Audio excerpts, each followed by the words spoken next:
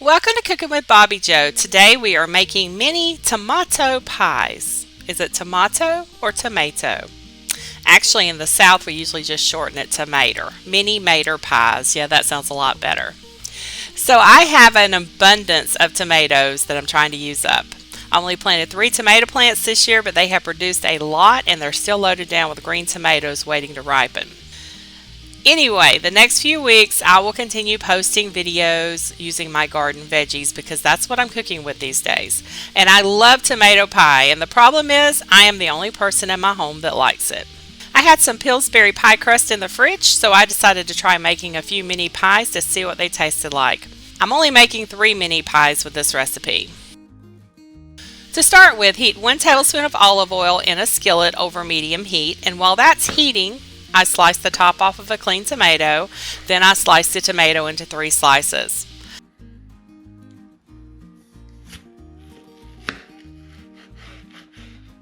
Then I salt and pepper the slices.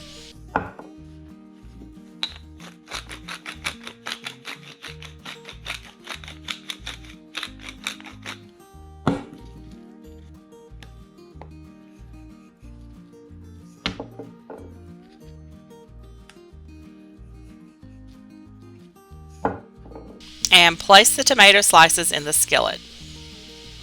You cook it on each side for about 3 to 4 minutes, and they will get kind of squishy as they cook, but my reason for doing this is it releases a lot of water in the tomato. That way the pie won't be too soggy.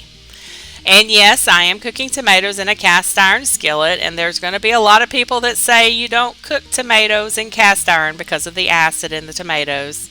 They say it will ruin the skillet. But I've never had any issues with tomatoes in my skillet. My skillets have always been well seasoned or cured, as some people call it. And they are old and have been seasoned every 6 months or so for many, many, many, many, many years.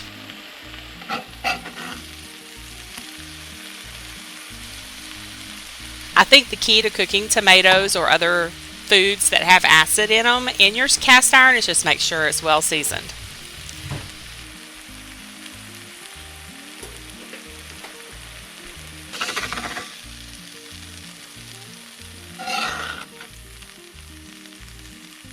So after the tomatoes have cooked, I place them on a plate and I wash out my cast iron skillet. I don't leave the tomatoes in my cast iron skillet. I go ahead and wash that out. And then I also preheat the oven to 400 degrees. Then we will work on the crust, and here is the crust. I'm only using 1. It comes 2 to a box. So if you want to make more than 3 pies, go right ahead. I'm using a larger cookie cutter. It's a little bigger than my tomato slices, and I'm going to cut 6 circles.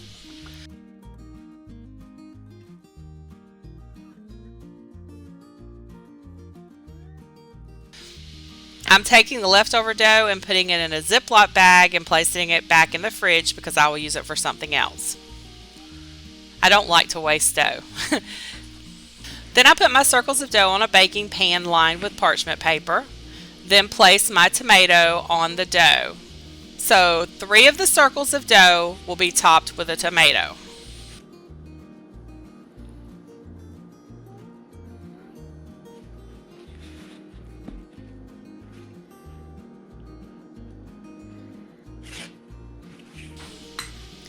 Next, place 1 teaspoon of minced garlic on each tomato.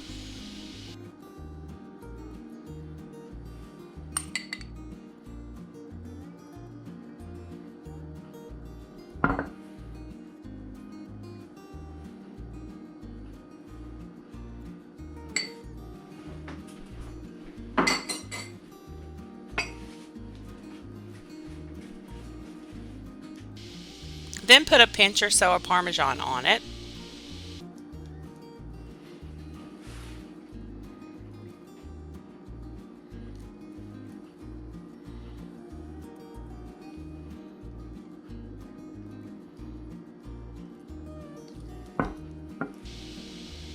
And then we need our basil leaves. And I pick my basil from the garden and I leave it in a glass of water.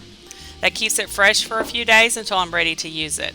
That way I don't have to run out to the garden every time I need basil when I'm cooking.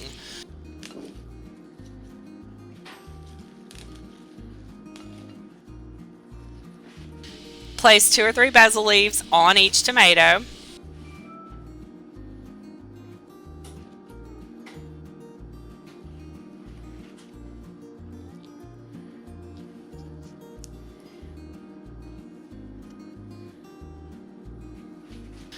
And then I decided I'm going to go ahead and add a spinach leaf to the top of that. Now typically I don't add spinach to tomato pie, but I had some spinach and figured it would be good.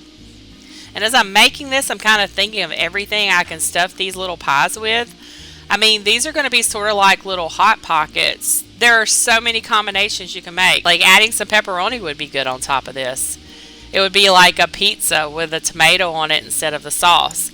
I'm also going to add some cheddar cheese to it. And I'm going to crack open an egg and whisk it.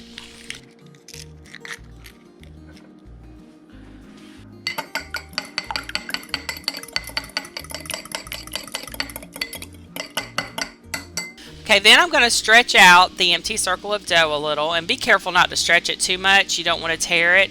You just want it stretched just a little bit so it'll place over the top of the other dough with no problem.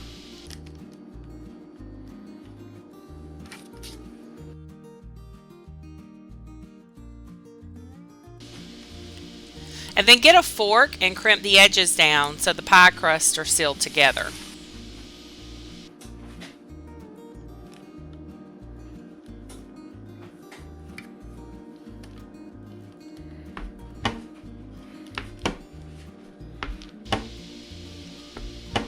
And it's okay if some of the filling leaks out. The tomato is running, so it's going to leak a little when pressing the crust together.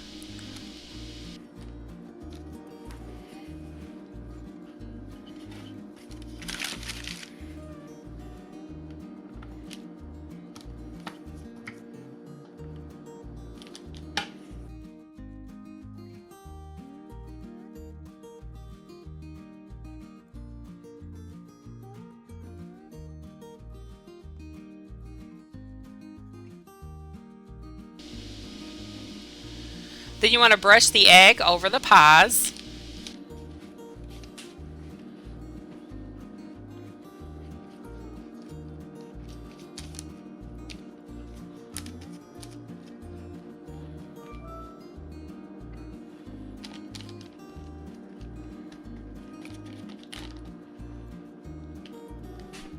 With a fork or a knife, just poke some holes in the top of the crust.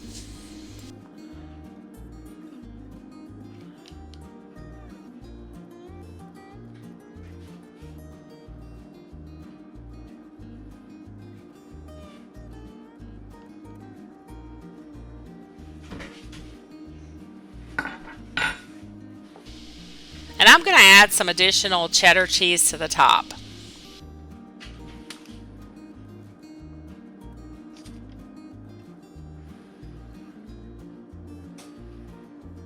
Bake in a 400-degree preheated oven for about 20 to 25 minutes. The crust should be golden brown and the cheese will also brown on top. Remove from the oven and let it cool a few minutes. Alright, let's put some on a plate.